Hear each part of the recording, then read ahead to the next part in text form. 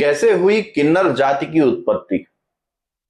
ये कथा वाल्मीकि रामायण में श्री राम ने खुद अपने भाइयों को सुनाई। एक बार बाहलिक देश के राजा ईल अपने सेवकों के साथ एक जंगल में शिकार खेलने गए।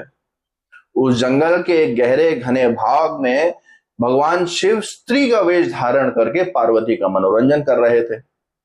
जब राजा ईल अपने सेवकों के साथ उस जंगल के उस भाग में पहुंचे तो वो सभी स्त्री हो गए।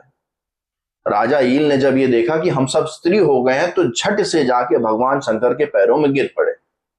भगवान शंकर ने उनके मन की बात जानते हुए उनसे कहा कि अपने पुरुषत्व के अलावा कोई भी वर मांग लो। ये सुनकर राजा ईल हताश हो गए और उनसे कोई भी वर नहीं मांगा। वो जाके पार्वती के पैरों में गिरकर प्रार्थना करने लगे।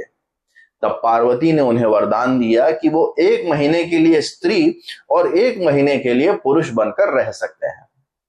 तब 1 महीने के लिए ईल से ईला बने राजा ईल उस जंगल में अपनी सेविकाओं के साथ विचरण करने लगे। उस जंगल में एक सरोवर था जिसमें चंद्रमा के पुत्र बुध तपस्या कर रहे थे। जब ईला अपनी सेविकाओं के साथ उस सरोवर में नहाने के लिए उतरी तो बुध की तपस्या भंग हो गई। वो ईला के सौंदर्य पर मोहित हो गए।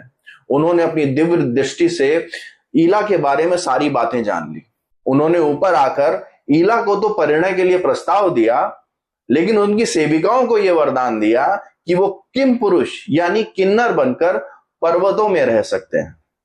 इस तरह नवग्रहों में से एक बुध के वरदान से किन्नर जाति की स्थापना हुई।